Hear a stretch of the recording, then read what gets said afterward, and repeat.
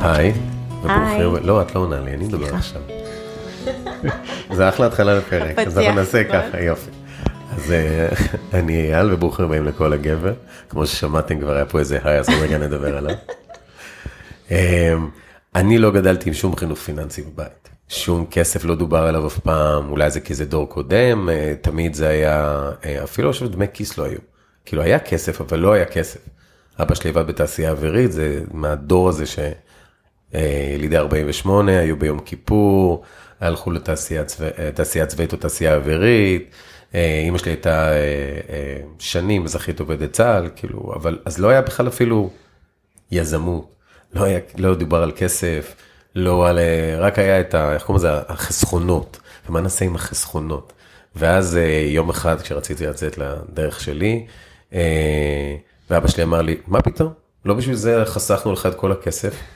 אמרתי, לא הבנתי, אבל זה שלי, מה זה חסכנו לך? ואז זה כבר מתחיל שיחה גם, מה זה כסף? וקלטתי כמה זה חשוב. אז אנחנו נדבר פה על כסף, זה מה שאנחנו נדבר עליו, על כסף. ומה עושים איתו ואיך עושים איתו? כסף וזמן. כסף וזמן. אז יפה. אז אני אפילו לא אגיד את מי יש לנו פה, הם יציגו את עצמם, אז תתחילו, אתם על אותו ערוץ. עמית והגר, מחברים אנשים להזדמנויות. קודם כל רוצים להגיד לך תודה בכלל על ההזדמנות לדבר ובאמת לנסות להעביר עוד את המסרים שלנו קדימה. אני רוצה רגע להגיד משהו. כשהתחתנתי, אז אני חושב שכמו בכל משפחה, הפרנסה סלש, אולי יותר הדיבור על כסף, המחשבה על כסף, הדאגה לכסף, נפלה עליי.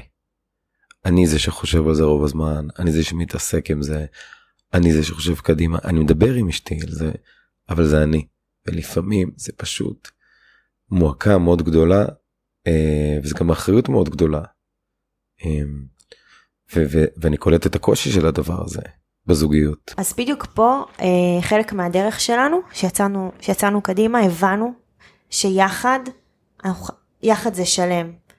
יחד אם אנחנו נבין שאנחנו רוצים להיות הבעלים של הזמן שלנו, בשביל להיות יותר עם המשפחה, בשביל לדעת וללמוד משהו שלא לימדו אותנו, לא לימדו אותנו כסף בדיוק כמו אצלך, לימדו אותנו שצריך ללמוד, צריך לעבוד במשרות ממש טובות, צריך ללכת 9 to 5, כן. צריך לשלם את הבילס, כן.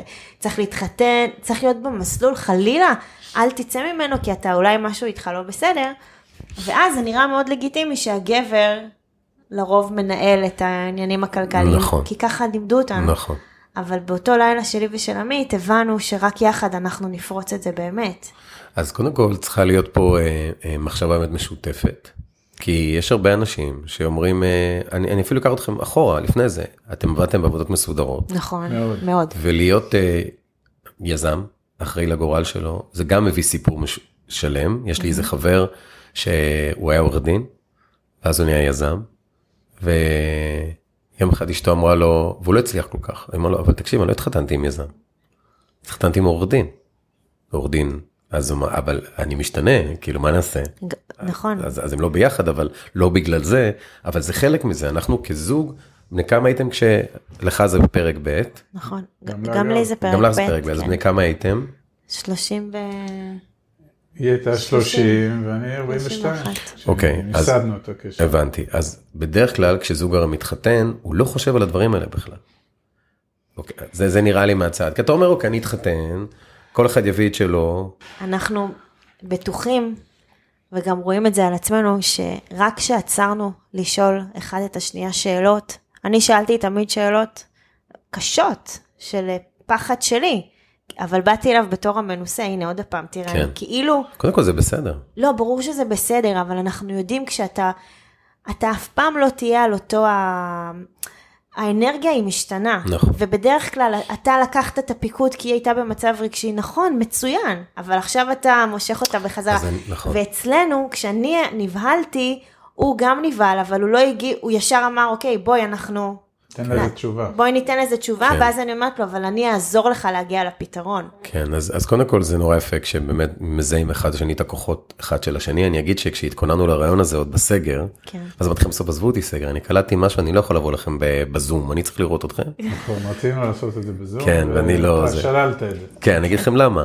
כי קלטתי באנרגיה, קודם כל לך יש אנרגיה, בזה היה מאוד זכרית. ישר התחלתי, אמרתי לי, טוב, תקשיב, מתי, שעה, זה, אולי אני התכתבתי מהטלפון שלי. לא, זה זה אמרתי לעצמי, רגע, תעצור פה, משהו קורה פה, זה לא, מה זה מתי שעה? שנייה, אל תגידי לי.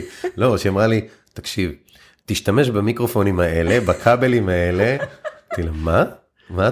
כאילו, ולא חשבתי שזה משהו לא טוב, כי הבנתי את האנרגיה. אז צריך, אז האנרגיה, וזה יפה, אני מסתכל לכם גם עכשיו, יש לכם אנרגיה, עכשיו אין אנרגיה מאוזנת. כל אחד לוקח את האנרגיה, אין, לא סתם יש יינג ויאנג, ואתם בית עם 5 ילדים. נכון, מהממים. וכן, והסתכלתי בתמונות על הפסנתר הם באמת מהממים. והחינוך פיננסי, יש לכם 3 בנות ו2 בנים, נכון? נכון. וזה מעניין. 2 עד 21. מעולה, והבת 21 מקבלת, כי הרי, אוקיי, נגיד אצלי בבית, אוקיי, אז האמצעית שלי, היא יזמית מהיום שהיא נולדה. מהיום שהיא נולדה עם בת 6, היא מכרה לימונדה, אבל היא לא מכרה לימונדה רגיל. יש את אלה שנותנים מחיר, אז לה לא היה מחיר, אמרה כמה שטעים לך תיתן, תראי כמה כסף היא עשתה. אתה חוזרת בשעה עם 300 שקל, ילדה בת 6, 5. שלנו מכרה סליים בביט. יפה, אז גם היא היה לה חנות סליים, איזה 14,000 עוקבים, הייתה סלב. הילדים באים לגן שעשועים בלי כסף. בדיוק. לא נורא, אבא יכול להעביר לי בביט. יפה, אז אנחנו קנינו לה, מעולה, אנחנו קנינו לה, אתה מכירים את הברד, המכונות ברד המפגרות האלה? אז היא לקחה את זה והיא מכרה פטל עם ברד, עכשיו לא באיזה מחרית, כי אני אמרתי לה, אין כסף. היא אמרה לי, אבא, אני רוצה כסף. אמרתי לה, למה? למה ילדה בת 6? כאילו, אז היא אמרה לי, אני רוצה לקנות את זה וזה. אמרתי לה, זה היה כזה ניסוי, אמרתי לה, אז תעבדי. כאילו, מה אני אעבוד? אני לא יודע, תחשבי. היא הייתה בת 6, הלכה לחדר והיא עשתה פסלים מפלסטלינה. והיא הלכה לרחבה, וכמובן נתנו לה כסף, כי זה היה מגניב, ילדה בת 6. עכשיו היא גם בלי מודעות, אז היא עומדת שם ומתגרדת, ולא... ואז מגיעים כאלה הורים, ואומרים, אתה רואה? היא עובדת, למה אתה עושה את הילד שלך לא בסדר? כאילו, הורים אחרים, כאילו, אז מה הם, והיא אפילו לא, היא לא התייחסה לזה, אבל היא ראתה, she owns it. וככה לאט לאט, עוד ועוד, ועוד ועוד, וזה מדהים לראות איך אתה זורע את הזרעים בגיל צעיר, ואז יום אחד הייתה לי שיחה עם חבר, והוא אמר לי, ספרתי לו, אמר לי, אתה יודע? הילדים שלי לא ככה, גם אני לא ככה, אנחנו שכירים. וזה נורא הציב אותי, לא הציב אותי, כי אפשר להיות שכיר בהמון כסף. הציב אותי, ה-state of mind. המיינדסט. כן, של כאילו, אני ככה, ומה זה אתה ככה? אתה ככה, כי ידפו לך דרך, ואמרו לך ככה, ככה, תעצור. ובדרך כלל אנשים אומרים, מה עכשיו? בגיל 40? כן, מה, אני אעזוב את העבודה, או מחכים לגיל 60. אני הכי עצוב זה שאתה חשבת שביום שיהיו לך ילדים, אתה כאילו צריך להסתדר עד היום שבאים הילדים. ואז הילדים באים, וזהו. עכשיו אתה מגדל את הילדים, אתה לא חושב על פיתוח עצמי, חלילה תחליף קריירה, כשיש לך ילדים... לא, אתה תעשה את זה אחרי שילדים יעזבו את הבית, ואז אתה תעשה את זה. שזה בנצח. ויגררו אותך אבל אתה מתכונן כל הזמן. רגע, אני רוצה לשמוע אותך, לא, המיקרופון שלך, אנחנו לא עורכים את זה אפילו, אני שם את זה ככה, כן. אנחנו לדעתי קפצנו קצת קדימה, כי אנחנו זורקים פה קצת רסיסי מידע, ורוב האנשים לא מכירים אותנו, אז טיפה רקע, אז באמת אנחנו זוג שנשוי פעם שנייה שנינו, אני מהנישואים הראשונים עם 3 בנות, היום הגדולה כמעט בת 22 ו-18 ו-13, והתחתנו בשנת 2014, ונולדו לנו עוד 2 ילדים, אחד בן 5, אחד בן 2, כולם בריאים ושלמים ושמחים ויפים, ועבדנו הרבה מאוד שנים במערכת הביטחון הישראלית, שנינו, עם מה שאתה תיארת כמקום נוח ומקום יציב, ומאוד קל לקרוא לו כלוב של זהב, והוא אכן עד היום הוא כזה, ומבחינתנו אנחנו איפשהו בינואר 2014, מה שאגר קודם זרקה שהיא שאלה שאלות קשות, באיזו שיחה זוגית אקראית שבטח כל זוג עושה אותה, אולי פעם בשבוע, אולי פעם בחודש, אולי פעם בשנה, התחלנו לשאול את עצמנו שאלות קצת יותר מרחיקות לכת באיך אנחנו נסתדר, כי ידענו שאנחנו הולכים להגדיל את המשפחה, ואז לאגר היו שאלות, כי אגר כאילו, למרות שהייתה נשואה, היא באה בלי ילדים, והיא נכנסת, היא נשאבת למשפחה כבר עם ילדים, היא לא מכירה את סך ההוצאות שיש למשפחה כזאת, והיא אומרת לי, תגיד, יש כבר 3 בנות, יהיו כנראה עוד ילדים מצדקה, עם 2 המשכורות היפות שלנו, איך אנחנו עושים גם וגם וגם וגם וגם וגם וגם, מהר מאוד הבנו שחסר כסף, ואני המבוגר האחראי, יש בינינו פער של כמעט 12 שנים, ואני בא המנוסה, ואני המבוגר האחראי, בשלב הזה, זז באי נוחות על הכיסא. זז באי נוחות בכיסא, אבל אמרתי לה ככה במין זה, את יודעת מה, כמה כסף אנחנו צריכים בכלל? חשבנו כמה אנחנו צריכים, כמה אנחנו לא צריכים, ופה התפתח סשן לילה שלם, שלמעשה אתגרנו את עצמנו בשאלות קיומיות, ואמרנו יאללה בוא נכתוב מה אנחנו רוצים, אנחנו באחת ההרצאות שלנו אמרתי אלאדין מגיע ויוצא, ההוא מהמנורה יוצא, ואנחנו, הנה הוא יוצא ומבקשים ממנו את הבקשות, ולמעשה הבנו כמה דברים בלילה, הוא קודם כל שהכלוב זהב שלנו הוא מסוכן מבחינתנו, כי הוא הרבה יותר כלוב מזהב, והבנו שהדבר הכי חשוב בחיים, המשאב הכי חשוב זה הזמן. הזמן שלנו רק הולך ומתקלה, וכל שאר הדברים הם מסביב, וככל שנהיה יותר שקועים בלרוץ, באותו מרוץ עכברים שרוב המין האנושי חי בו, נפסיד את הזמן שלנו, וכמובן שזה יבוא על חשבוננו ועל חשבון הילדים שלנו, ואמרנו, אנחנו לא יודעים איך, אבל אנחנו עושים סטופ למשוואה הזאת, אנחנו שוברים אותה, ואנחנו מתחילים ובונים לעצמנו איזשהו מערך שמכניס כסף הביתה, לא מעבודה, לא מהגיעת כפיים. מה שלימים הבנו שזה הכנסות פסיביות, ופה הלכנו לתהליך מאוד מאוד ארוך, ובנינו לעצמנו פלטפורמות מאוד גדולות של הכנסות פסיביות, ששחררו אותנו מהצורך לנסוע כל בוקר לכלוב הזהב.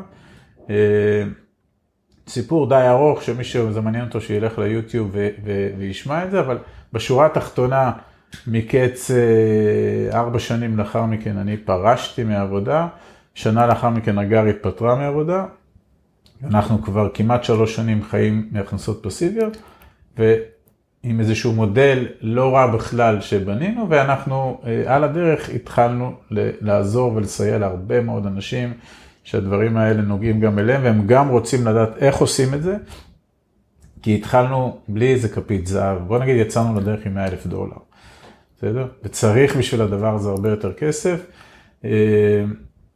ואנחנו בשנתיים האחרונות, למעשה מ-2018, ליווינו כבר מעל 2,000 זוגות שבאים אלינו, מתייעצים איתנו, אנחנו נותנים להם את כל הידע שלנו, את כל הניסיון שלנו, הכל בנתינה, הכל ללא עלות מבחינתנו. יצרנו פה מודל מאוד מאוד יפה בעינינו, שאנחנו נותנים מה שאנחנו יודעים, ורצים עם זה, ועוזרים לאנשים, והדבר הזה מבחינתנו גם מאוד מאוד ממלא אותנו. על הדרך זה יצר לנו, אנחנו לימדנו את עצמנו, דיברת על חינוך פיננסי, אז גם לנו לא היה כזה, אז לימדנו את עצמנו. והיום השיח בבית, ברור שהוא כסף, וכסף זה לא מילה גסה, וכסף זה צורך קיומי, וכסף זה אוויר, מים, אוכל, וכסף, אחרת אפשר לשרוד. אז איך זה קרה שאף אחד לא מדבר על זה? וחינוך פיננסי, אז אצלנו כבר כל הבית, מהקטן ועד הגדול עוסקים בזה, והתפיסה היא של איך מייצרים הכנסות שלא קשורות בהגיעת כפיים, ואיך שורדים במאה ה-21 עם קורונה ובלי קורונה, ואין דבר כזה ביטחון תעסוקתי, ואף אחד גם לא ישלם לנו כנראה פנסיה בגיל 200, וביטוח לאומי, אני לא יודע איפה הוא יהיה, ואיך אנחנו בונים לעצמנו ולא מסתמכים על אחרים, תורות שלמות, אידיאולוגיות שלמות, ואתם יכולים גם לדבר. לא, זה בסדר, קודם כל אתה גם פה היית מבוגר אחרי זה יפה. אנחנו נתנו. אבל אני חושב שאתה, קודם כל עלית על, פשוט, תוך כדי שדיברת, חשבתי על כמה דברים. אחד, על הנדיבות שלכם, שהיא לא מובנת מאליה. באמת שנכנסתי לאתר ואמרתי, וואו, כי אתם באמת נותנים המון. כן, נותנים ערך. ולא רק שנותנים ערך, בדרך כלל כשבן אדם, נגיד, יקשיב לנו עכשיו, ויגיד, אוקיי, אני רוצה, אוקיי, זה מעניין אותי. הם לא, בתכלס, אנחנו לא מחדשים משהו לגבי הכנסה פסיבית, אנחנו לא מחדשים משהו לגבי לצאת מהמרוץ. לא. אבל אחד הדברים, אני חושב, וזה טוב, שקודם כל אפשר להגיע אליכם ולראות שיש פה משהו מרכז את המון דברים והמון ידע. שנית, זה באמת מפחיד להגיד, אוקיי, בסדר, הבנתי, אני רוצה לצאת לדרך חדשה, איפה אני מתחיל? איפה אני מתחיל? כי אם תכתוב, מספיק שתכתוב ביוטיוב, passive income, הכנסה פסיבית, תגיע כי אתם בחרתם ערוץ מאוד ספציפי, אתם בחרתם נדל"ן.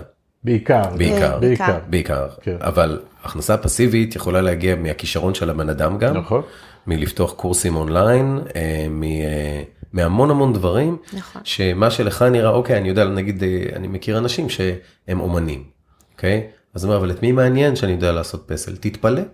יש המון אנשים בעולם שרוצים לעשות פסל ולא יודעים, ואם אלה הם ערוצים, הקטנה שלי אוהבת לתפור. אמר לי, אבא, איפה אני אלמד עכשיו אונליין? ולא מצאתי עדיין שום קורס נניח, הנה זה פתח למישהו לדוגמה, מקשיב לנו באמת, ויודע לתפור, כי יש מיליוני אנשים שרוצים לדעת לתפור. הולך ופותח ערוץ דיגיטלי של איך תופרים. קורס דיגיטלי? כן, וזה נהיה אימפריה. קודם כל, אני אוהבת את הלגיטימציה שנהייתה היום לקורסי אונליין, כן. שזה בזכות הקורונה, שהנה, זה נתן לזה בוסט.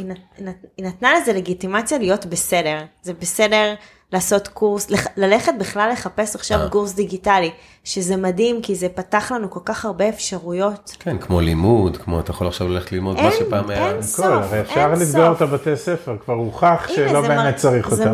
זה מראה שזה אפשרי. לא רק שלא מלמדים שם מה שצריך, אז עכשיו גם לא... אז בוא רגע ניקח לבית ספר, ובוא נלך אחורה רגע, כי בדרך כלל אני מאמין שמי שמקשיב לנו הוא גם הורה, והוא כמונו רובם לא קיבלו חינוך פיננסי. מה זה אומר לתת חינוך פיננסי לילדים? כי בעולם שלי, כשאני מקשיב לכם, קודם כל לא עולה לי, אני אגיד את האנטי.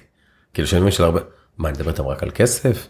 כסף אצל אנשים נחשב חמדנות. אבל למה? זה בדיוק, זאת הבעיה. נכון. כן, אבל זה מה שצרוב בך, זה פרדיגמות שאנחנו גדלנו איתם, נכון? נכון, אז איך מדברים, מה אתם עשיתם עם הילדים על מנת לתת חינוך פיננסי? קודם כל זה עושים. זה לא שאתה פעם אחת מחנך חינוך פיננסי, זה משהו שהוא... זה state of being, זה כל הזמן. רק אני אומר, בסוף גם יש לנו סדרת מאמרים על חינוך פיננסי. וגם הרצאות שאנחנו עושים. אז מבחינתנו, גם כל מה שאנחנו באים ואנשים תייצים איתנו, זה רק אחרי שאנחנו למדנו, התנסינו בעצמנו, נפלנו, קמנו וזיקקנו משהו. ולכן גם כששואלים אותי איך עושים חינוך פיננסי לילדים, קודם כל אתה צריך לחנך את עצמך, ובטח הדור שלנו, שכמו שאתה תיארת את הבית שלך, אז אצלי לא היה יותר טוב. אז כדי שאנחנו נוכל לבוא לילדים ולדבר איתם חינוך פיננסי כתפיסת חיים, אנחנו צריכים קודם כי אני לא יכול ללמוד פרק בתנ"ך ואז להסביר לו איך עושים את זה. נכון, ואני גם אגיד לך למה אני אומר את זה דרך אגב, כי רוב האנשים אומרים, אוקיי, בסדר, אני רוצה את זה. אז רובנו מחפשים אינסטנט, אוקיי, עכשיו, אינסטנט, צריך לשבת. אני חושבת אבל שהטיפ שאפשר לתת לכולם איך מתחילים מחר בבוקר, זה לדבר על כסף. זאת אומרת, לשבת, לעשות ישיבה משפחתית שהיא כיפית, כן? זה לא משהו שהוא מלחיץ. כן. זה, אם נגיד אתם בערב, כולם בבית, למרות שעכשיו בגלל הקורונה, הרבה אנשים הם יותר בבית, אנשים התחילו לעבוד מהבית, הילדים נמצאים בבית, פתאום ארוחות צהריים מקבלות תפנית. כן, אבל יש להיות בבית ויש להיות בבית. אתה יכול להיות בבית ולהגיד, תעזבו אותי באמא שלכם, ואתה יכול להיות בבית ולהגיד, אוקיי, בוא ניפגש. אם המיינדסט זה תעזבו אותי וזה, אז אתה לא במקום. אז אתה לא שם. אני אומר, זה לא רק להיות בבית, זה להיות בבית עם איזושהי מטרה מסוימת עכשיו, בואו נדבר רגע על כסף. אני חושבת שאם מישהו עכשיו שומע את זה, אם הוא בדרך, או אם הוא יושב על העבודה, או עושה ספורט וכו', הוא כבר נכון, הוא כבר מחפש ידע. הוא מחפש לצבור איזשהו משהו חדש, נאמר ואתם בערב, ואני לא מזלזלת באף תוכנית טלוויזיה, אבל אם נגיד אתם כולכם בערב במקרה מול הטלוויזיה, אז אולי נכבד את הטלוויזיה, אולי נשים איזה מוזיקה מגניבה ברקע, נסגור את המרכב, ובוא נדבר שנייה. רוצים לשמוע כמה אנחנו מרוויחים? רוצים לשמוע מה קרה לנו בקורונה? אולי נתחיל דווקא מזה, אם יש פחד סביב כסף, בואו נספר לכם. אולי הילדים גם לא יודעים מה קרה להורים. כן, את צודקת, כי הרבה פעמים הילדים מרגישים אותנו. בלי לדבר, והאנרגיות עכשיו של באמת מהקורונה. גם לצערנו, חרדה קיומית. או שתמות מקורונה, או שההורים יהיו רעבים. גם מה זה הקורונה הזו? דיברתם איתם, הסברתם, הם מבינים? הם לא מבינים. כן, אבל גם אולי להבין שהיום זה קורונה, מחר זה משהו אחר. נכון. אנחנו תמיד דיברנו על, אם אין לך גב לקיר, זאת אומרת, אנחנו יצאנו מנקודת ההנחה שאני לא רוצה לחיות בחיים מצומצמים, אני לא רוצה כסף רק משתי משכורות, אז שמנו לנו, הנה הגב לקיר, זאת אומרת, אני חייבת לצאת לאקשן, ותמיד אנחנו אומרים לאנשים שאנחנו מדברים איתם, אם אין לכם גב לקיר, תמציאו אותו. כמו שאנחנו המצאנו, היינו בכלוב זהב, למה אני צריך? ואז נהייתה קורונה, והיא שמה את כולם עם הגב לקיר, כי היא פגעה בכולנו. אז חלק יכולים להגיד לי, תשמעי, החיים שלי השתנו, התחלתי לעבוד בבית, אולי באמת אני רואה יותר את הילדים, או מישהו יכול להגיד, תשמעי, חסכו לי את הנסיעות, אבל הנה. קודם אגר אמרה פה משהו שההורים, בתחילת השיח הזה, שההורים אומרים, אתם רוצים לדעת כמה ההורים מרוויחים, שכל אחד יבדוק את עצמו, לדעתנו רוב המכריע של הזוגות או המשפחות בישראל, לא יודעים. זה סוג של סוד. איך זה, למה עכשיו, זה סוד? עכשיו, מה הבעיה עם זה? זה יחידה כלכלית אחת. אתה והילדים שלך זה יחידה כלכלית. עכשיו, אם הילדים, אין להם שום מושג כמה ההורים מרוויחים, אז גם למה אתה מצפה שהם יחברו את החשמל, ולמה אתה מצפה שהם יתפלאו שהמסעדה עלתה 700 שקל, ואולי זה כן מרגש את ההורים ואולי לא. אז קודם כל, אנחנו קוראים לזה לחבר את הילדים למספרים. אבא מרוויח 17,000, אמא מרוויחה 20,000, סבבה, זה הרבה, 37. עכשיו, בוא נתחיל לראות את ההוצאות. בוא נעשה drill down, כמה עולה לנו הבית, בוא אתם נתחיל יודעים? לראות את ההוצאות. כמה זה משכנתה? מה זה משכנתה? מה זה משכנתה? כמה חשמל? למה אבא כל הזמן אומר לכבות את האור? מה, יש לו איזה אובססיה? את יודעת כמה עולה החשמל? בואי תראי את החשבון חשמל. ואז היא גם רואה בחשבון חשמל כמה הצריכה שלנו אל מול היישוב. כן. למה שהם לא יפתחו את החשבוניות האלה? למה אנחנו צורכים חשמל פי 3 מממוצע ביישוב? אני לא יודעת. ואת מבינה שאם אנחנו נשלם הרבה על החשמל והרבה על המים, והרבה על בילויים והרבה, אז קודם כל יישאר לנו פחות לעצמנו. כן. ויישאר גם פחות לכם. אני חושב שזה גם מאוד כמובן צריך להתאים לגיל, כאילו, כי יכול להיות גם ילדה בת 15, או בן 16, שאין לו, גם עדיין אין לו מושג. מאוחר מאוד הגיל הזה, מה שאמרת עכשיו. כן, אבל תחשוב, אנחנו מדברים על אנשים שרוצים להתעורר, אנחנו לא באים, הם מתעוררים עכשיו, אז גם לשאול ילד בן 15, תגיד לי אתה, כאילו, לא אני כי איך שאני בא לפחות, זה שהידע נמצא סביבנו. הילדים שלנו, הם רואים הכל, והם יכולים לראות. ואז, כשילד בן 15, אתה אומר לו, תגיד לי אתה, מה אתה חושב על כסף? אוקיי? כי לא לכולנו יש ילדים קטנים עכשיו, שאפשר להתחיל איתם מאפס, נכון? זה היה נורא נחמד. לא, אנחנו דווקא... עכשיו, להגיד להם עכשיו, תגיד לי כמה, כי אני מכיר, אתם מכירים את זה, יש את אלה שרוצים את המותג, או את הזה, נגיד, אצלנו בבית, הגדולה שלי קונה רק יד שנייה, אז אצלה זה גם אידיאולוגיה, אבל אז האמצעית, שהיא לא, אז היא אומרת, היא ההפך. לא, כן, היא ההפך, את אומרת, בוא'נה, אני קונה יד שנייה, עוזרת לעולם, השנייה את רק הורסת, אבל, מה שיצא יפה, פתאום, השנייה הולכת עם הגדולה לחנויות יד שנייה, אומרת, וואלה, אני יכולה לקנות יותר. מה, אני קונה ב-200 שקל, אני קונה מה שאני לא יכול, פתאום, תראה כמה בגדים קניתי, והם טובים. אז פתאום גם, מה, אני לא אקנה יד שנייה, מישהו לבש את זה. כי כל ילד גם בא עם הסטיגמות שלו על כל דבר. אז כל דבר אפשר לפרק ולהסביר. אבל אני חושבת שכשהשיח מגיע מההורים, וזה שיח פתוח, כי גם אם אתה תשאל אותו, בוא תגיד לי מה אתה יודע על כסף, זה יכול להלחיץ אותו. נכון. הוא יכול להגיד לך, תשמע אבא, אני לא יודע, כאילו... אבל זה בסדר. אתה משאיר אותו אינקו. כן. אבל אם אתה מתחיל שיחה פתוחה של... שאתה משתף. שומעים? בואו, אני שמה את זה לשולחן. כן. אני ואבא רוצים לשתף אתכם, שתדעו כמה... אתם באים לבקש לסושי ולפיצה ולכל הבילויים שלכם. יש לזה מחיר. עכשיו, אם אין לנו דמי כיס, נכון? אז הוא יכול לבוא כל כמה ימים. נכון. עוד עכשיו שהם לא לומדים והם רוצים להיפגש. זה יכול להיות כל יום איזשהו בילוי, נכון? עכשיו יש גם גבול. עכשיו מצד אחד גם נכנס הקטע המחנך, מתי אתה שם סטופ? אתה לא יכול כל הזמן. אבל שהשיח הוא משותף, ואתה אומר, אני אספר לכם, ובואו אתם תספר, כמה נראה לכם, או תראו מה, ואז אנחנו מתחיל פה משהו מעניין, ואז אתה מחבר את השיחה למספרים, אתה מחבר את זה לחשבונות, אתה מחבר את זה לבילויים, אתה מחבר את זה כמה כסף אנחנו מוצאים על ההשערה עצמית? לנו, האמצעית שלי אמרה, אבא, אני רוצה כרטיס אשראי. אז הרגיל שלי, הישן, שאמר, מה פתאום? בשביל מה צריכה? למה צריכה כרטיס אשראי? ואז היא אמרה לי, אבא, תקשיב, אני צריכה אותו, כי אז אני אדע לשלוט על ההוצאות שלי. אז אני אדע, כי אתם נותנים לי דמי כיס. כאילו זה פתח שיחה. כמה את חושבת שאת מוציאה בחודש? אז הסיפור של חבר למספרים הוא בינינו סופר קריטי, ומפה צריך לקחת את זה לעולמות, כי אז הם מבינות מה שיש לך בבית, שזה לכאורה משאב מוגבל, אבל אם הם יתחילו להיות יצירתיים סלש יזמים, אז הוא כבר לא יהיה מוגבל, בסדר? ואז אנחנו מסבירים להם איך כסף עושה כסף. יש כסף שאבא ואמא הולכים לעבודה, ומשתכרים במשכורת, אבל הם מכרו את הזמן שלהם. מישהו משלם להם. אבא ואמא נסעו בבוקר, חזרו בערב, נסעו בבוקר, חזרו, הם מכרו, מישהו תמחר את השעות שלהם. אתה יכול להגיד תמחור גבוה, תמחור נמוך, אבל מישהו תמחר, ופה יש לזה תמיד תקרת זכוכית. ברגע, ופה זה חוזר גם למה שדיברנו קודם, שאתה מצליח להסביר להם שאפשר למכור זמן, ואפשר למכור ערך. כן. כי אם הילדה מאוד מאוד טובה באומנות, סלש תפירה, ריקודים, טיק טוק וכל הדברים האלה, והיא מתחילה בסיוע הפלטפורמות הדיגיטליות האינסופיות שיש היום, אז את הדבר שהיא מאוד טובה הוא סוג של ערך, ואם זה סוג של ערך, כנראה שיהיו הרבה אנשים, אנחנו מדברים על 8 מיליארד, לא על 8 מיליון. גם 8 מיליון זה הרבה. אני לא, אנחנו מדברים, כשאנחנו מדברים על העולם. גלובל. אנחנו מדברים בסוף, כשהרבה אנשים שואלים, אבל מאיפה אני אביא עוד כסף? אנחנו אומרים לו, תייצר ערך, ואל תסתכל על 8 מיליון, תסתכל על 8 מיליארד, אם אתה טוב בעכבישים יפנים שהולכים אחורה, אולי יש 10,000 איש כאלה מתוך ה-8 מיליארד, שזה הכי מעניין אותם. אז תגיע אליהם, איך אני אגיע אליהם? כעולם דיגיטלי. זה מצחיק שאתה אומר ב-2020, העולם דיגיטלי, כאילו בעולם שלי הרי זה ברור.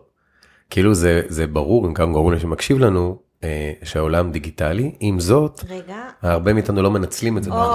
זהו, אז אני אומר, זה נורא נחמד לצרוך, אבל אנחנו לא מנצלים את זה. אמרת קודם שללכת ליוטיוב ולרשום פאסיב אינקום. אנחנו, לפני שכתבנו פאסיב אינקום, כתבנו הכנסה פסיבית בגוגל. אתה מבין? כתבנו הכנסה פסיבית, כתבנו נדל"ן, כתבנו איך עושים כסף, כי הבנו שזה גלובלי, אבל לא הבנו איך אנחנו מביאים את הגלובל אלינו. אז התחלנו כאילו באמת הכי חורני, פתחנו קבוצת וואטסאפ, קראנו לה השערה בדרך אל החופש. שלכם, נכון? אני שמעתי את זה. היא עדיין פה, היא עדיין קיימת, והתחלנו לשלוח אחד לשני סרטונים.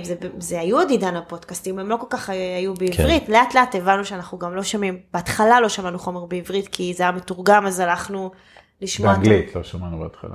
לא שמעתם באנגלית, שמעתם בעברית? שמענו בעברית, ואז הבנו את המקורות. הבנו שכולם מעתיקים הבנו שבשביל להצליח אתה מחכה מצליחנים, כי המצליחנים חיכו מצליחנים. למרות שעכשיו יש פודקאסטים על נדל"ן ועל יזמות מאוד מאוד טובים. מצוין. הנה, תראו מה אנחנו עושים עכשיו, כאילו, מה שאני אומרת, הנה, הגלובלי, זה נהיה עוד יותר קל, כאילו, הכל זמין, רק תפתח ותעשיר את עצמך. אבל אני אומרת שכאן, אנחנו גם צריכים לעזור לילדים בתור הדוגמה האישית שעמית דיבר עליה. אנחנו תחשוב איזה שינוי הילדים שלנו חווים, כי הבנות של עמית גדלו עם אבא שעובד בעבודה תובענית של 24/7, אבל נגיד מיכאל, הוא פתאום שואל אותי, שאני מוציאה אותו מהגן, נגיד ב2, אז הוא אומר לי, מה, יש ילדים עדיין בצהרון? אתה מבין, כאילו, זה נהיה טוויסטד, כאילו, משהו השתנה. העניין הוא באמת לזהות את הפוטנציאל שכל אחד יכול.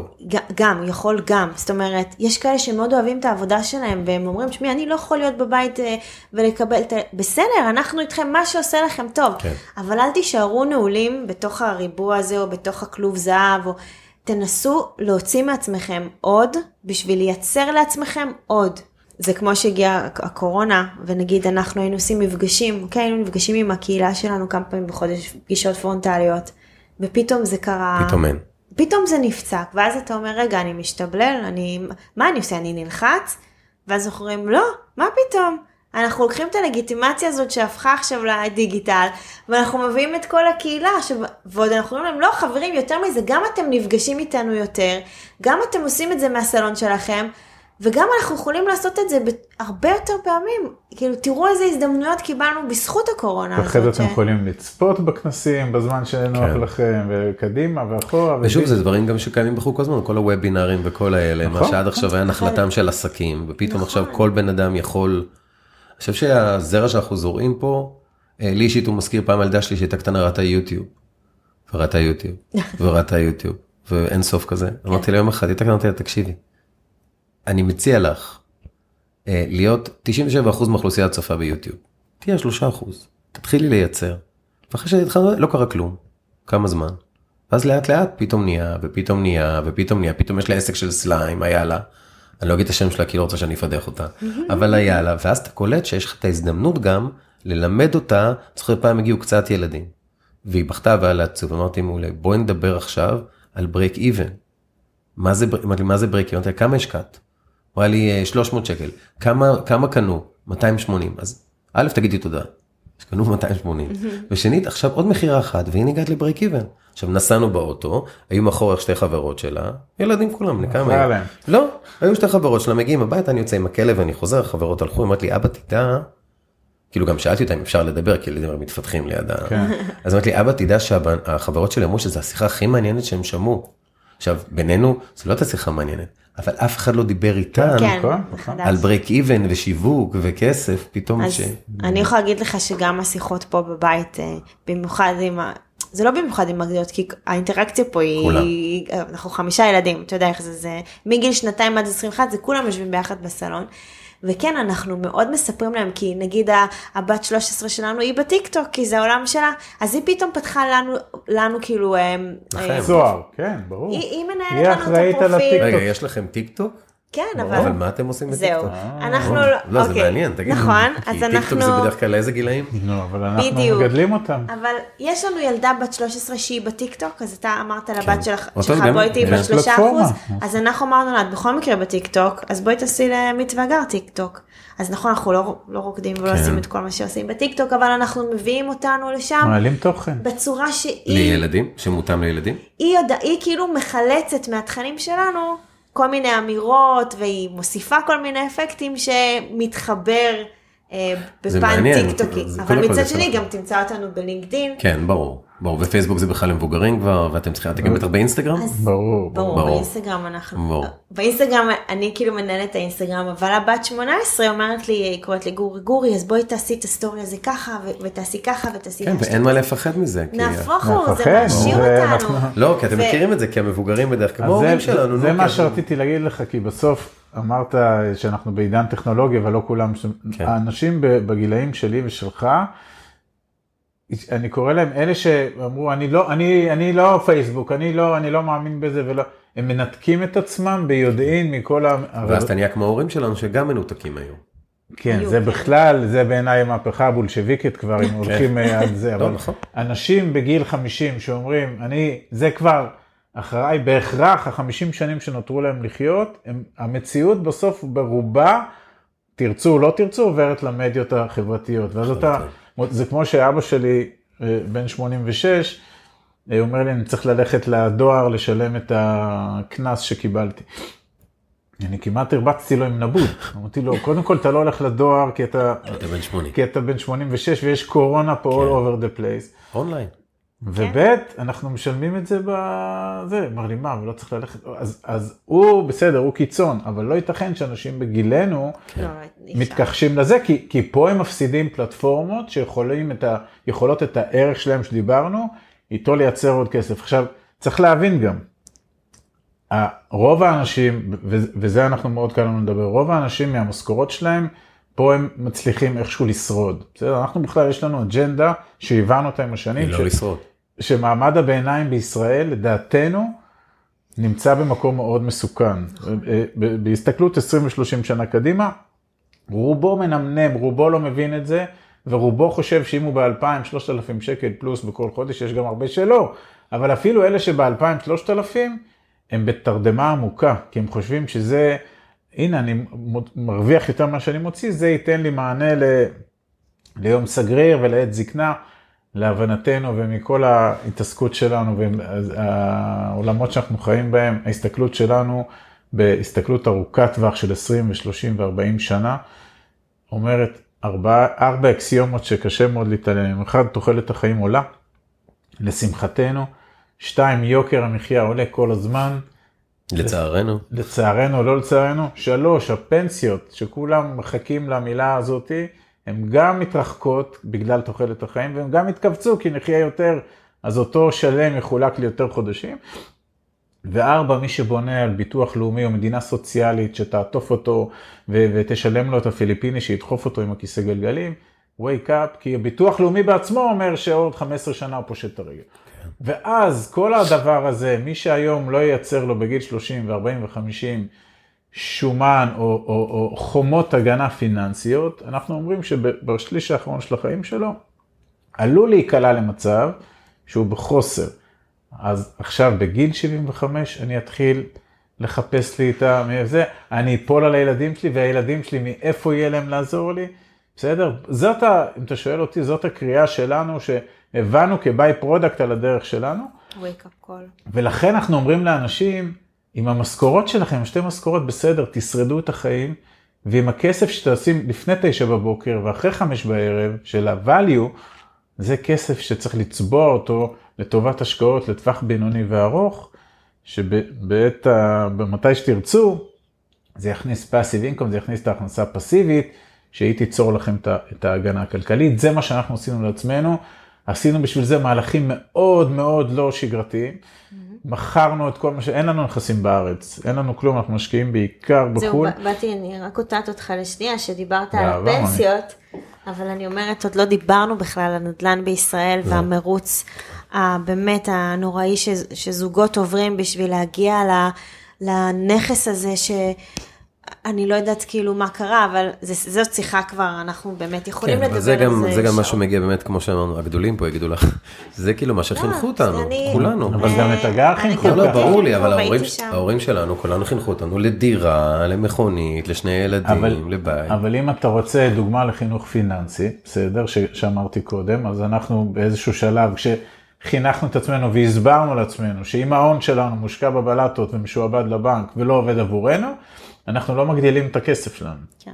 אני בונה פה מטר. ואז למעשה אנחנו, ויש לנו את זה גם מוקלט ומצויר והכל, ב-16 במרץ 2016, ארוחת ערב, עוד משני הבנים יש אחד שהוא קטן, השני הוא שוחה איפשהו, ואנחנו עם 3 בנות בערב שישי, ואנחנו צריכים לדברר ל3 בנות שלי, שאנחנו הולכים למכור את הבית, כי זה לכאורה, אתה יודע, זה יכול ליצור תחושות של חוסר ביטחון, ואבא, מה קרה לאבא הקוקו? הוא לא רק מתגרש, הוא גם מוכר את הבית, עוד שניה ימכור אותנו.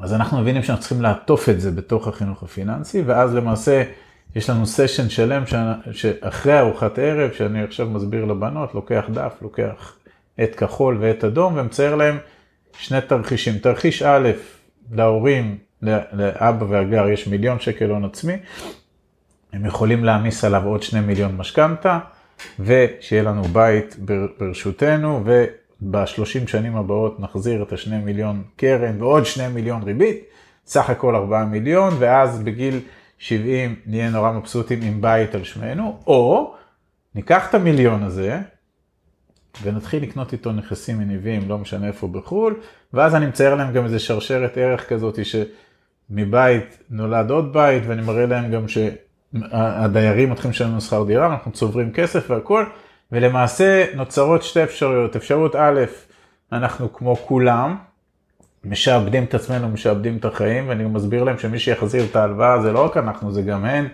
כי זה כסף שהם לא יראו, כי אם הוא ירד מאיתנו לא נוכל לתת. או אפשרות שנייה, שאנחנו יוצרים הון מההון שלנו, ובכל מקרה השכר דירה, זה מה שהיינו משלמים למשכנתה. אז מה עדיף לי אחרי 30 שנה להיות עם בית על שמי ככותרת, או עם 30 נכסים שמשלמים, 30 דלתות שאנשים משלמים לשכר דירה, ואז עברנו אחת, מה את מעדיפה, א' או ב', א' או ב', א' או ב', כולם העדיפו את האופציה של בוא נמכור ונשקיע, ואז אמרתי להם, טוב, תצאו החוצה, כי יש שלט למחירה על הבית. ואז הם יצאו החוצה, אבל באותו אירוע גם אמרנו להם, תקשיבו, אנחנו הולכים למהלך הזה, יש בו סיכויים, יש בו סיכונים, לא הכל זוהר, אבל אנחנו גם מעדכנים אתכם כל כמה חודשים. הן שותפות לתהליך הזה. הן יודעות איפה אנחנו משקיעים, יודעות אסטרטגית השקעה, הן מבינות את הדברים, מה שהן לא מבינות, אנחנו מסבירים להם. וזה לא פעם אחת זרקנו, זה שיח בבית. לימים הן גם מושקעות בעצמן. הן מושקעות בעצמן. הן נכנסות בעסקאות. מה זאת אומרת? אנחנו משקיעים בעולמות שלנו, פרוסות השקעה הן במינימום 200,000 שקל. צריך להבין, בסוף בשביל הרבה אנשים חושבים, הכנסה פסיבית, אני רוצה, בשביל הכנסה פסיבית, צריך להשקיע הרבה כסף. ופה התחלתי קודם לרמוז איך אפשר להביא את האקסטרה כסף הזה, אבל בסוף צריך גם למנף. זאת אומרת, אתה צובר הון לא מהכסף שלך, אלא מ-other people money, מכסף של אנשים אחרים, זה למנף סלש לקחת הלוואות.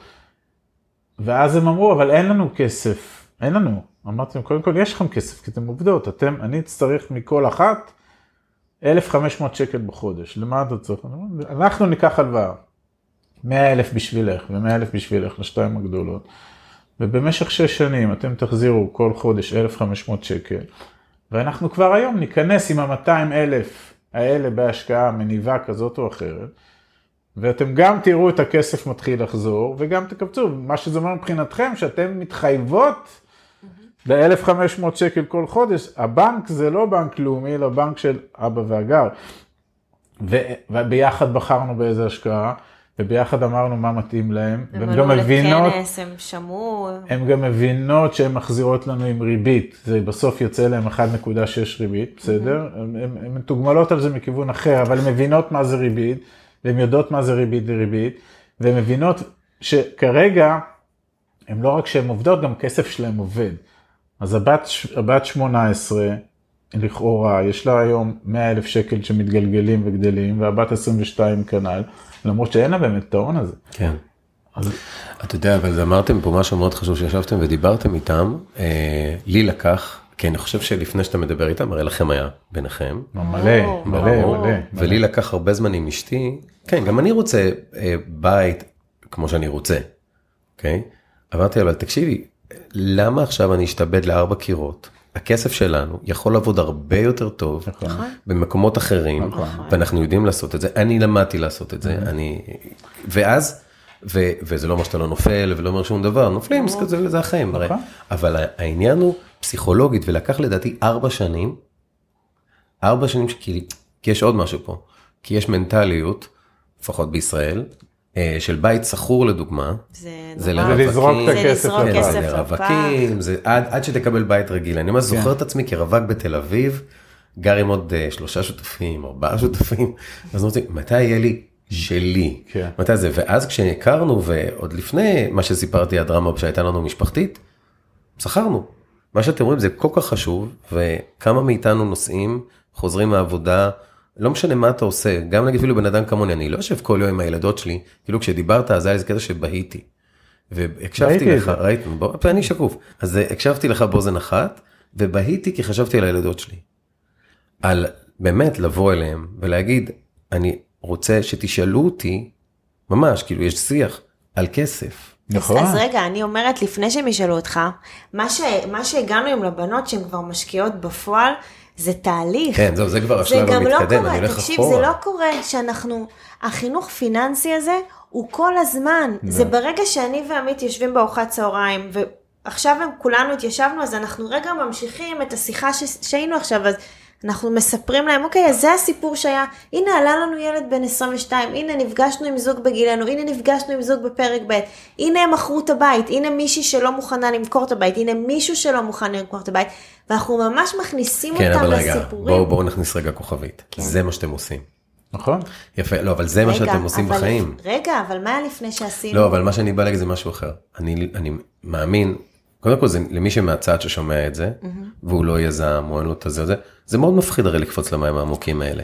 אז אני לפחות מהצד, שם לכם, מסתכל מהצד, לא כל זוג יכול לשבת עכשיו כל שיחה לדבר על זה, אבל כן להתחיל בזה שאפשר לדבר על זה. ברור. זה. אני חושבת שהמיינדסט הזה שאנחנו מדברים עליו, הוא מעל הכסף. זהו, מעל הכסף. הכסף. רק שנייה, צריך לזכור, אמרתי קודם, בסוף כל מה שאנחנו עושים, הוא לשחרר את הזמן שלנו. כן. בשביל לשחרר את הזמן, אני צריך את הכסף פנימה.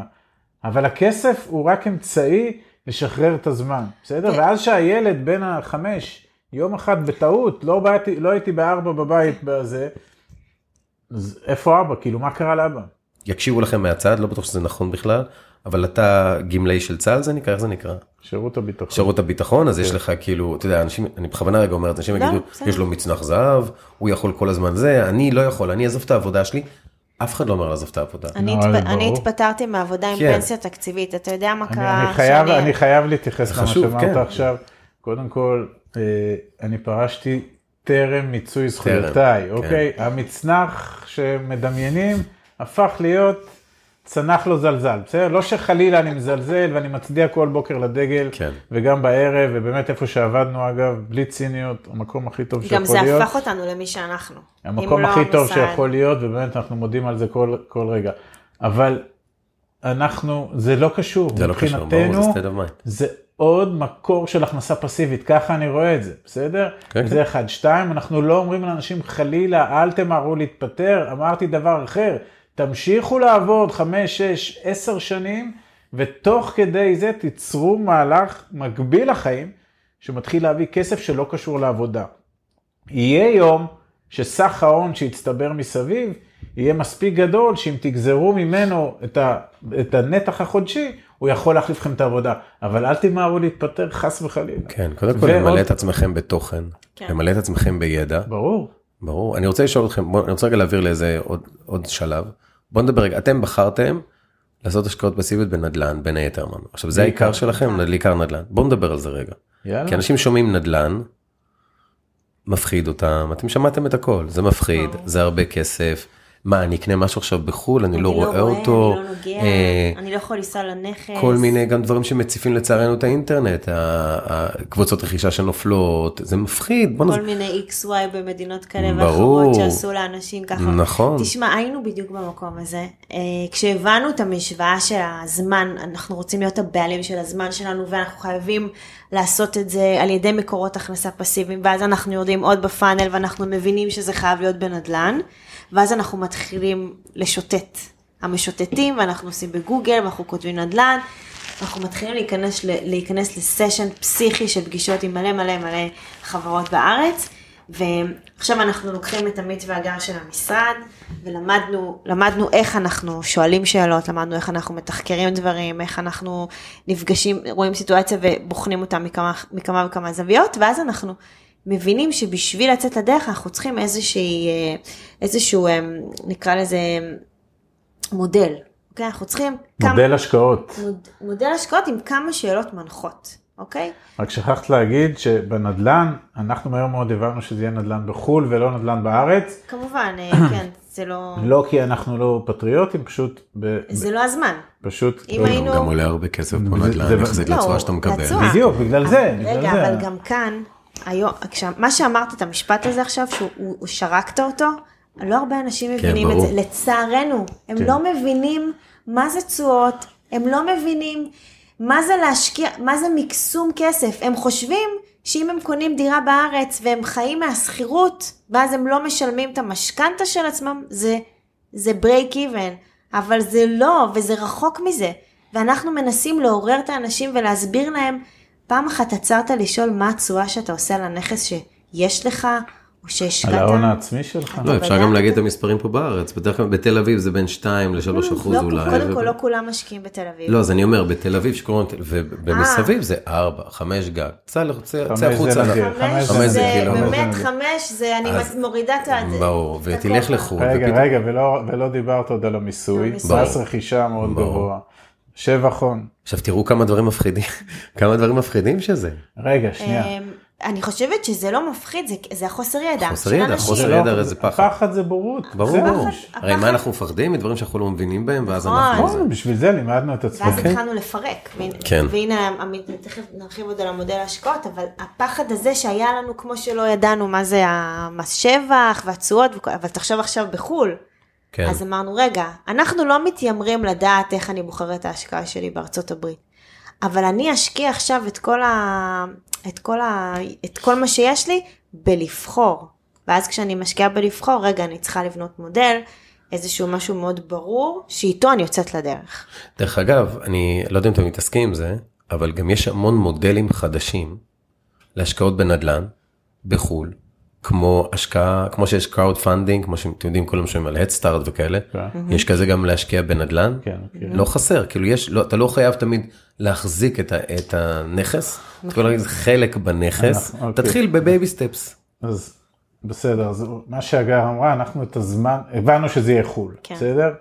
נפרדנו מהתחושה שלא נלטף בלילה את הבית בנס ציונה, שזה, כי אני אגב התחלתי לפני עשור, השקעתי בבאר שבע, ורכשתי שם 3 דירות, התחלתי כמו כולם, אבל פה בסבב הזה הבנו שזה יהיה נדל"ן, הבנו שזה יהיה בחול, ואז כמו שנאמר, אנחנו לא באמת יודעים איפה לקנות דירה או בית או נכס בדיזלדורף, או במנצ'סטר, או בשיקגו. אבל אנחנו, תזכור, אנחנו רוצים הכנסות פסיביות, אנחנו לא יכולים להתמחות בזה, כי אז החלפנו עבודה בעבודה. אנחנו לא רוצים לעבוד בזה. ולכן המודל הוא לאתר את הגורמים הכי מקצועיים, שיודעים למצוא את הנכסים בדיזלדורף, וללכת איתם בשותפות, ולשאוף לזהות אינטרסים. אוקיי? ואז מה שעשינו, השקענו המון זמן, והרבה ידע, והרבה כסף, והרבה למידה, בלאתר מי הן החברות הישראליות שיכולות, שאיתן אנחנו יכולים ללכת להשקעות כאלה. מטבע הדברים אנחנו תמיד נכנסים חלק מההשקעה, אנחנו לא רוכשים בשבילנו דירה אחת שזה, אלא אנחנו נכנסים בתוך מקבצי דיור, מקבצים מולטי פמילי כאלה ואחרים, ופה אנחנו נכנסים באמת לתהליך שלקח לנו כמה שנים לזקק אותו, שבסוף אנחנו קוראים לו מודל בחירת שחקני האלפא, כי מבחינתנו מי שאנחנו הולכים איתו, הוא קיבל טאג שלנו, הוא עבר את המינימום האולימפי של עמית ואגר, יש מינימום אולימפי, ואתה צוחק, אבל כל מי שעשינו איתו עסקאות, כי עשינו כל מיני עד שדייקנו את עצמנו, כל מי שלא עמד בקריטריונים שלנו, אז העסקאות שלנו או שלא הצליחו, או שלא הצליחו בכלל, או שהפסדנו את כל הכסף. לא, גם הרבה כמו שאנחנו יודעים, במיוחד בנדל"ן, זה אנשים. נכון. אתה יכול לשבת עם חברות מדהימות, וכולנו, הנה עוד פעם, הפחד של האנשים, קוראים על קייזמן, וכל מיני דברים שנופלים, ואני, אתה יודע, גם, אני אגיד לך מה אני עושה, אני מדי פעם מה שאני עושה זה, אני נותן המון אמון, בכל מיני אנשים, ואז אני שואל, כאילו, נגיד, שמעתם על אגר ועמית, תבררו עליהם, תסתכלו מי הם, תבררו, כי באמת זה כסף, אנשים זה חלק מהדיו דיליג'נס, אבל אנחנו, אם אני טיפה אצלו על המודל, וממש לא בזה, כי יש לנו, מי שרוצה, יש מיליון חומרים על זה, כולל אנחנו גם כותבים בדה מרקר, ויש לנו ביוטיוב מלא חומרים על זה, וגם באתר, אבל בסוף אנחנו מחפשים בעיקר לשמור על הכסף שלנו. כן. אוקיי? בדיוק. כל הסיפורי ההוא וההיא וזה שדפקו והקצו זה בסדר, אנחנו יוצאים מנקודת הנחה שלא כל הישראלים נולדו לדפוק את כל הישראלים כל הזמן. רגע. חלק קטן מישראלים לא ידפקו חלק קטן מישראלים יש חלק כזה מהזמן. קומץ. אני אעשה רגע סוגריים, שגרנו בארצות הברית, חזרנו לארץ, ואז אתה תושב חוזר. אז קודם כל, בגלל אותם קומץ, אז קודם כל אומרים לך, מס הכנסה, אתה לא תושב חוזר. למה אני לא? אולי באמצע חשבת לחזור, אולי כאילו, אני אומר לה, אבל אני על 4 שנים, כאילו קודם כל, כאילו הבנו, בישראל קודם כל אתה אשם, כן, עד שלא הוכחה חפות. יפה, לעומת אמריקה, שקודם כל אתה חף מפשע, אבל אז כשאני רוצה להיכנס בחיי, יפתחו אותך. אבל זה נכון, אז זה מובן, תשמע, זה מובן. לא, אין לנו בעיה עם זה, בשביל זה כל המודל שלנו נועד למזער סיכונים, כי אנחנו אומרים לעצמנו ולכל מי שדבר איתנו, תזכרו, בכל השקעה יש סיכוי וסיכון, ותמיד האלטרנטיבה, מה קורה אם הכסף לא עובד, כי בעינינו זה לא פחות מסוכן. כן. בסדר? אז בהנחה שנכנסנו למודל של השקעות, כי אנחנו רוצים לייצר לעצמנו הכנסות פסיביות עוד 5, 10 ו-15 שנה, אז איך עושים את זה הכי נכון? ופה יצרנו איזשהו שאלון שאנחנו שואלים את החברות שאנחנו רוצים. קודם כל אנחנו משקיעים רק בעולם העשיר, שזה מבחינתנו מערב אירופה וארצות הברית, אנחנו רוצים רגולציה, אנחנו רוצים אשראי וכל מה שהמדינות, שקיפות וכל מה שהמדינות יכולות לתת. יש שם מלא ישראלים שמשקיעים במזרח אירופה, שאני לא אומר אם זה טוב או לא טוב, אבל מבחינתנו זה שלטון פחות יציב, ופוטין יקום בבוקר. כמו הציעו לי פעם קוסטה ריקה, ואז אתה אומר, אוקיי, אין מעמד ביניים, יש זה, אתה יכול. אז כל הדברים האלה זה בסדר, אבל שוב, הגישה שלנו, איך אני ממזער לי את הסיכונים, בסדר? כן, נכון. אז אני הולך לעולם העשיר. אחרי זה אנחנו רוצים ככה, רוצים שהחברה שאיתה אנחנו משקיעים, היא תהיה בשוק לפחות משנת 2007, אנחנו רוצים אותה בוגרת מלחמת 2008. אם החברה שרדה את משבר 2008, אז יש לה, אני משווה את זה לצבא הארוך של הג'ירפה, באבולוציה היא שרדה את הפגיעה של המטאור שפגע והשמיד את הדינוזאורים. הם יודעים לעשות את זה, הם יודעים להתמודד עם היום. הם יודעים לעשות את זה, יש מעט מאוד חברות כאלה משתי סיבות. אחת, הרוב לא שרדו כי זה היה גל מטורף, ושתיים, ב-2007-2008 מעט מאוד ישראלים חשבו על האופציה של להשקיע בחו"ל. אז זה, הנתון הזה, השאלה הזאת, מנקה 95% מהשוק. כי תעשה גוגל השקעות נדל"ן בארהב, ייפול עליך Empire State Building. אז זה מנקה את הרוב. אחרי זה שאלה שנייה, זה לפחות 13 שנה בפנים, השאלה שנייה היא כמה הון עצמי אתה שם בעסקה ביחד איתי, כי אנחנו הולכים ביחד. העסקה היא טובה, אז תראה לי שהיא טובה. עכשיו, אם הוא שם הון עצמי, והוא לפחות 13 שנים בשוק, אז הוא כנראה יודע מה הוא עושה. בסדר, אז אם הוא שם הון עצמי, אני איתך, אנחנו תמיד הולכים בזה. שאלה נוספת זה כמה מינוף אתה מביא לי, כי אני מלך לארצות הברית לבד, אני לא יודע להביא מינוף, אבל הוא כבר יש לו שם שחקן מקומי, יזם. רגע, אני עוצר אותך. תסביר, אני אעצור אותך. מה זה מינוף? מינוף בא ממעלה מנוף. שאתה שואל איך החבר'ה הרימו את האבנים של הפירמידות, אז זה הם לקחו את המקל ואת הזה, ובזכות כוח גרביטציה הצליחו להם. ככה במינוף עושים כסף בנדל"ן. אתה לוקח הלוואה מבנק או מגורם שמוכן להלוות, והוא משעבד את הנכס שלך, ובזכות המינוף, הכסף שלך מייצר בסוף יותר כסף, כמובן בהנחה שהעסקה מצליחה. זאת אומרת, אם נכנסת בעולמות שלנו, עם שחקן כזה לעסקה של $3 מיליון, ואתה השקעת בה רק $100,000, אז קודם כל שים לב, אתה עם ההון העצמי המוגבל שלך, אתה בעסקה של שחקנים גדולים, אתה כבר לא בעסקה של לקנות בית אחד, אלא לקנות מולטי פמילי, 50, 100, 200, 300 יחידות.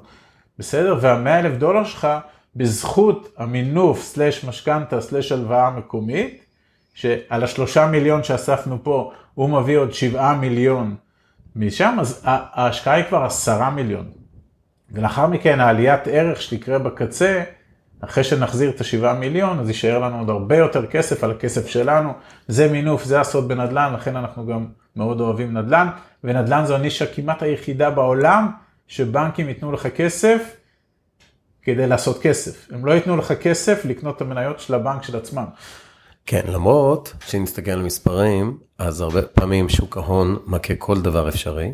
כן. ויש משהו גם בזה, זאת אומרת, אנחנו לא, אני לפחות לא מצטער כזה מומחה, רק מהניסיון שלי, לא לשים את כל הביצים בסל אחד. רגע, אתה מרים לי לא לבולל, לאמא של לבולל, כי בימים אלה, בבלוג שלנו בדמרקר, המאמר היה על השוואה בין שוק ההון לבין נדל"ן. אוקיי.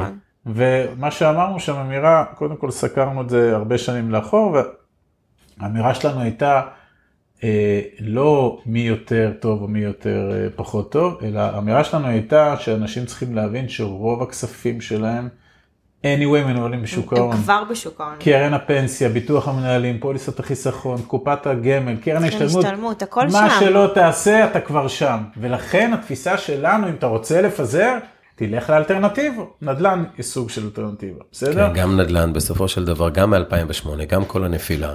הוא עולה. מי שעסק, עלה.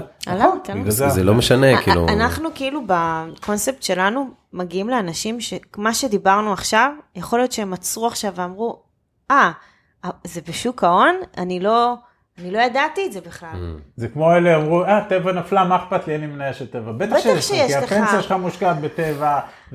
לא, רוב האנשים לא מבינים את זה. הם לא מבינים, וזה מה שקשה לנו. אני תמיד אומרת, הדוגמה פתחו לי קרן השתלמות במשרד, ומי שישבה מולי, אתה יודע מה אמרה לי? תראי איזה יופי, כל 6 שנים את יכולה לקנות לך אוטו. היא אמרה לי את זה. בסדר, זה כמו ההבדל בין דגים לחכה. כאילו נתן לה, אתם יודעים, שלמד את הילד שלנו לדוג, או לתת לו חכה, או לתת לו דג. בסדר, זאת שאמרה לה את זה גם לא מבינה את המשמעויות של קרן, והיא גם לא יודעת מה זה למנף את הקרן. ואז אנשים הם מתייחסים לקרן השתלמות, והם פודים אותה, וזה נראה להם בסדר, כי אמרו להם שזה בסדר. אני אגיד פה משהו אבל אני חייב לציין את המודל. בוודאי, המודל. אין בעיה. זה מי השחקן המקומי, מי נועל את המגפיים בשטח, בבוץ, שאיתו אנחנו הולכים לפרויקט, כי החברה בישראל, שאומנם מ-2007 או 2008 בשוק, היא עדיין יושבת ברמת גן בתל אביב. מי מנהל מי איתר את המולטי פמילי הזה? מי בדק 100 מולטי פמילי? מי דואג לסוחרים? מי מנהל את השטח? מי מנהל מולטי פמילי? זה עסקה ניהולית. מי מתלכלך עם הרגליים בשטח? ברור. עכשיו, אם זה יזם, שזה הפרויקט הראשון שלו, אבל אם זה מישהו שיש לכם כבר קשר איתו של 5 שנים, 10 שנים, ועשה כבר 20 פרויקטים, ויש טרק רקורד מוכח, אז זה מעצים את זה. מה יצרנו בסוף בדבר הזה? אחד, אנחנו בהכנסה פסיבית, כי כל מה שקורה פה, אחרי שהעברנו את הכסף לתוך העסקה הזאת, אנחנו כל רבעון, או שמקבלים צ'ק, או שמקבלים עדכון, תלוי אם זה עסקה מניבה יזמית. 2, אנחנו נמצאים אצל החברות, בוא נגיד, היעלומים שיש היום בתוך הזה, איך אני יודע שהם יעלומים? שוב, כי הם שרדו את המשבר, והם עובדות הרבה מאוד שנים, והיו להם כבר מספיק הזדמנויות, לדפוק אותנו, ואם הם לא דפקו עד היום, אז כנראה שהן מבינות שהחשוב זה המוניטין שלהם. 3, הן עובדות בתהליך סדור עם גורמים מאוד מאוד מקצועיים במקום, ולא עם האלה שאנחנו מתגלחים. הדוד שלי ירד לפני 30 שנה, והשכן שלו ממול, הוא עושה קונסטרקשן. לא, זה לא הולך ככה. כאילו, נדל"ן זה תחום מאוד מפחיד. למה?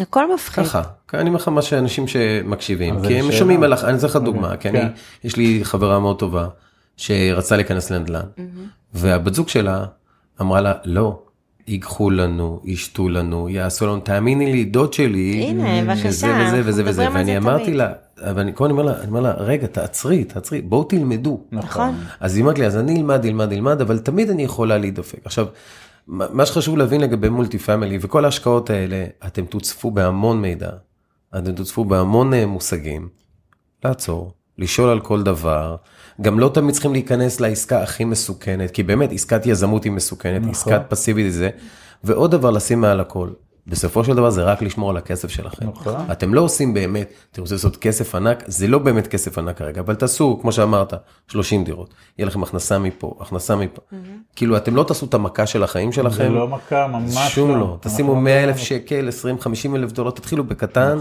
זה לא תעשו את המכה שלכם.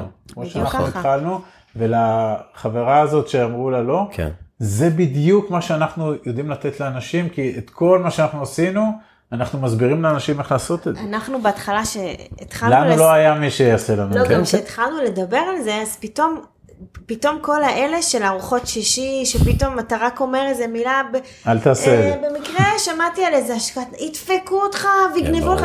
אז בהתחלה אתה יודע, אתה אומר, הנה, חיפשתי את הלואים האלה, הנה, קיבלתי אותם, עכשיו אני בטוח, אני יודע שצדקתי, כאילו אני מצדיקה את הפחד של עצמי. אוקיי. באיזשהו שלב אני ועמית עצרנו ואמרנו, די. אנחנו מאמינים בדרך שלנו, אנחנו צוות, ואנחנו הולכים על זה all in, וזה לא מעניין אותנו יותר הרעש רקע הזה. אז הפסקנו, ובאותו זמן עוד היינו אני עוד עבדתי, אתה יודע, לפעמים בקפה כזה, אתה אומר, שמעת, תזהרי, דפקו, תלכי רק להוא, הוא יודע מה הוא עושה, ואז אמרתי, טוב, זהו, אני נכנסת עליתי על איזה משהו כאן עכשיו, אני חושב שהכוח שלכם, שאני מקווה שיש לה הרבה זוגות, זה. נכון, אין ספק. אנחנו כל הזמן אומרים, אנחנו משדרים על אותו תדר, ובגלל זה אנחנו רצים 200 קמ"ש מינואר 2014. בדיוק, כי צריך, כי גם אם אתם רוצים להתחיל את הצעד הזה, זה יהיה מאוד קשה לעשות אותו לבד. רגע, חלק ממה שאנחנו עושים, זה גם עוזרים לזוגות להגיע לתדר הזה. או להתקרב אליו. רגע, לכן שגם התחלת את השיחה, ישר קפצתי עליך עם הזה, למה? כי לנו כבר הדברים מחודדים, שאין לי תשוב, אין לנו, כאילו באמת, אנשים אומרים לנו דברים, אנחנו לא מופתעים יותר, יש לנו כבר תשובות מוכנות. אחרי 2,000 זוגות. אבל אנחנו כל כך בטוחים בדרך שלנו, שאני יודעת מה אני אומרת, ואז אני אומרת, סבבה, היא מפחדת, זה בסדר. תן לה יד להגיע אליך. אם אתה כל כך בטוח איך למקסם את הכסף, תעשה לה פרזנטציה עסקית. בדיוק, כי הרבה פעמים אני מכיר זוגות שהגבר אומר לי, אתה יודע, זה כמו שפתאום, נגיד, אני לא מבין שאתה אומר מוסך, אני הולך למוסך, אני מרגיש כאילו, אוקיי, כבר דפקו אותי, נכון, כבר דפקו אותי, עכשיו בוא. עכשיו מפה זה רק יכול להיות יותר טוב. נכון, אתה בא לברקס, אומר לך, לא שמת לב שזה יפה. אז עכשיו, אם אני אתחיל לדפוק לו, יפה, זה, אם אני אתחיל להגיד לו, רגע, אבל הקרבורטור, ואני אתחיל להגיד דברים כאלה, עכשיו אשתי, הרבה פעמים שכשהתחלתי להיכנס לדברים האלה, אז אמרה לי, תקשיב, יש לי בעיה פה, מה אתה עכשיו זורק לי כל מיני מושגים? מה אתה פתאום מבין בריבית, מה אתה פתאום, עכשיו לא בזלזול, מאיפה הבעל שלי פתאום מוציא זה, מאיפה האישה שלי פתאום דוחפת. אני חייבת לעצור אותך, סליחה. לא, בסדר. כשיצאנו לדרך, היה לנו קטע שאחרי בזמנו היו רק הבנות, אחרי שהבנות הלכו לישון, אתה יודע, ארוחות ערב וזה, ואז נוצר שעה וחצי שיש לך בערב, לפעמים מדבר עם הבן או בת זוג, אז אנחנו הכרחנו את עצמנו כל יום ללמד אחד את השנייה משהו חדש. זה לא היה חייב להיות מונח בתחום הנדל"ן, אבל זה אתה יודע, מילה חדשה ששמענו, נושא חדש ששמענו, וכל אחד נתן לשני משהו. אתה מבין? אז אתה הקדמת והתחלת ללמוד ולמדת מושגים חדשים בנדל"ן, והיא מהפחד, היא אומרת, רגע, יאללה, אתה מקדים, מה, אבל מתי הספקת לשמוע את זה? ואז אתה צריך לעצור ולהגיד לה, את יודעת מה? טעות שלי, בואי. זה מה ששמעתי היום ואני רוצה לשתף אותך. כן, אתם מעלים את התדר הזוגי שלכם, וזה נורא חשוב. כן. כי גם אם מחר זה ייפול, חס וחלילה, אין את מי להאשים. נפלנו גם. יפה, לא, אין את מי להאשים גם, כי לא, גם שלא, מישהו ייקח על עצמו, כי זה המון אחריות. הוא אומר, אם אני לבד, הרי מה עכשיו אני לוקח את המסע על הקו. דווקא אלה שהלבד אנחנו מבסוטים. אנחנו אומרים לזוגות, רוב הזוגות רחוקים מהתדר שלנו, בסדר? ויש לא מעט זוגות שאחד מבני הזוג מאוד רוצה, והשני בין פסיבי לבין בועט בדלי. ואז הוא, תעזרו לי לשכנע את אשתי, אני לא עוזר לך על זה, אבל אנחנו אומרים, אנחנו לא עולים לפגישה עם בן זוג אחד, כי זה לא יקרה מזה כלום. אני יכול לספר לך סיפורים מפה ועד יפן. אם הגבר או האישה מצד שני פסיביים, סלש, כועסים, לא מאמינים, חשדניים, לא יקרה עם זה כלום. לא יקרה. יש תג מחיר, אם אנחנו בסוף מדברים על מודל שמייצר תזרים של 7% נטו, ואתה רוצה 20,000 שקל הכנסה פסיבית, אתה צריך להשקיע 3.5 מיליון שקלים. That's it. עכשיו אני יודע להסביר לנו, עכשיו הבנתם? יופי. אז אם המתי הוא שנה הבאה, אתה צריך את 3.5 מיליון עכשיו. אבל אם המתי יש לכם עוד 8 שנים, אז הנה התוכנית. אתה צריך תוך 8 שנים להגדיל את ההון העצמי ל3.5. יש לך היום 1,000,000? סבבה. הנה התוכנית. איך עושים את 1,000,000? במשך 8 שנים, להגדיל אותו ל3. וכל הכסף שחוזר במהלך השנים, לא קונים איתו עכשיו לימונדה בזה, הוא חוזר למנגנון באותו מינוף שדיברתי. עד שאתה מגיע ל3.5. ביום שאתה מגיע ל3.5, הופך להשקעות מניבות, ומביא הביתה את ה7% שזה 20,000 שקל, ומפה גם יש מנגנון איך זה גדל כל הזמן. אבל זה בחצי שעה, בא זוג, מספר מה יש לו, מה אין לו, בתים, נכסים, קרנות, קופות, אתה מסדר להם את זה, ומראה להם איך הם יכולים. כן. ולרוב הגדול חסר כסף, ואז אתה אומר להם, added value, תביאו את הערך שלכם, תביאו עוד כסף מחוץ למשכורות, ותצבעו את כל הכסף הזה למינופים, ועם המינופים האלה... את אלה ששוכחים את הבית. מה זאת אומרת? ברור. יש את אלה שאין להם כסף, אבל יש להם בית. הם שכחו... יש עליו משכנתה קטנה, אבל אין להם הון עצמי. יש להם בית ששווה 3 מיליון שקלים, יש עליו משכנתה 500,000 שקל. אבל אין להם כסף. אז הם שכחו שיש להם 2.5 מיליון שקל. ואז אני אומר להם, בהחלטה, במקום לדרוך על הכסף, תן לכסף לעבוד עבורך. אתה צריך 3.5, הנה יש לך 2.5. ב3 שנים אני מביא אותך ל3.5. ורק כוכבית שזה לא רק לזוגות. כן, ברור. בסדר? זה גם ליחידנים שמנהלים תא כלכלי לבד, או זוגות שכל אחד מנהל את התא הכלכלי שלו, זה גם משהו שהוא מאוד נפוץ היום. או אנשים שרוצים לבנות קדימה, ורוצים לבוא. נכון, שלא חלילה יצא מזה שאנחנו מדברים רק לזוגות. ממש לא, ממש לא, זה מובן, כי קודם כל אני גם זרקת מקודם איזה משהו שאתם אוהבים יחידנים, כי אין ספק שזה יותר קשה. זה יותר קל בעינינו. לא, יותר קשה זוג, יותר קל אחד. נכון, ברור. מה אתה מתווכח עם עצמך? שאנחנו אומרים את זה ליחידנים. יותר קל לשכנע את עצמי מאשר גם... זהו, הם כאילו, בהתחלה הם אומרים, תשמעו, אנחנו יחידנים, ואתם זה טוב גם ליחידנים. ואז אני אומרת לו, אתה צוחק? זה לך יותר קל מאשר אם שאתה בזוג, ואז הוא אומר, נכון, כאילו, רגע, יש פה פלוס. אני חייב רגע להתייחס לסוגיית הפחדים, כי היא רודפת אותנו. מה זה רודפת? אנחנו עברנו אותה, בסדר? לא שאנחנו חסיני פחדים, אבל אנחנו עברנו...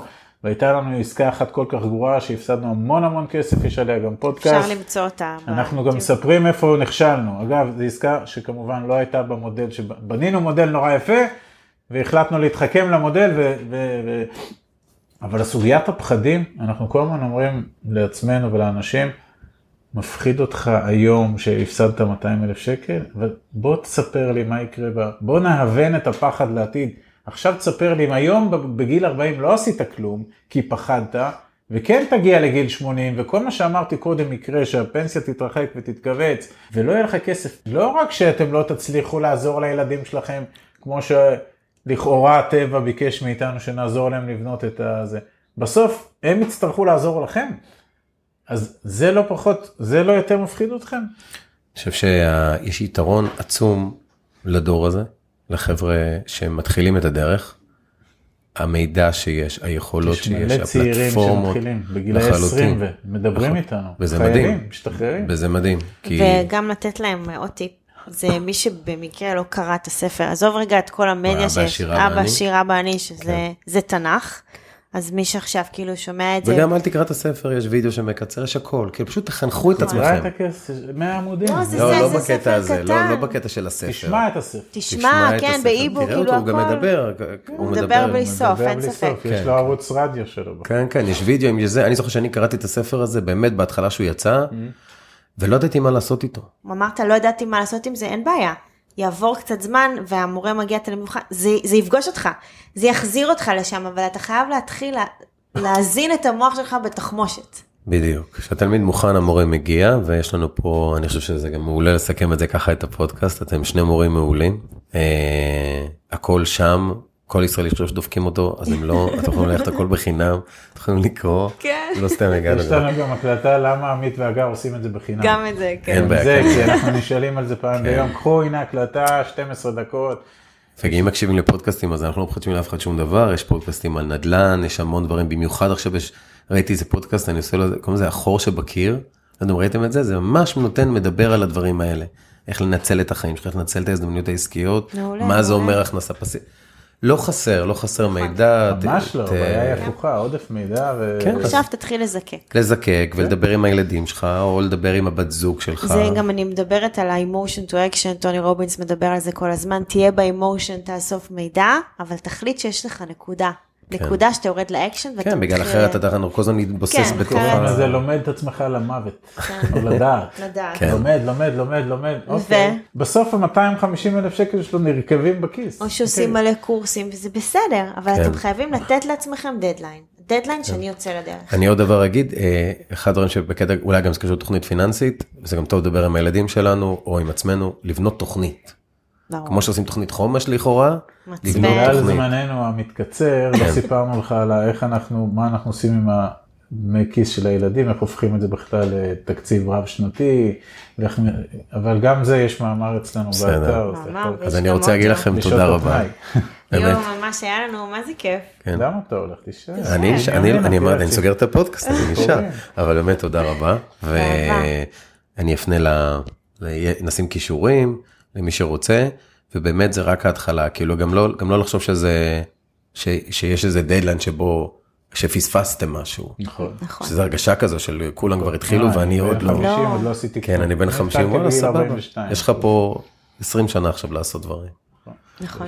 טוב, תודה רבה. וואי, תודה לך.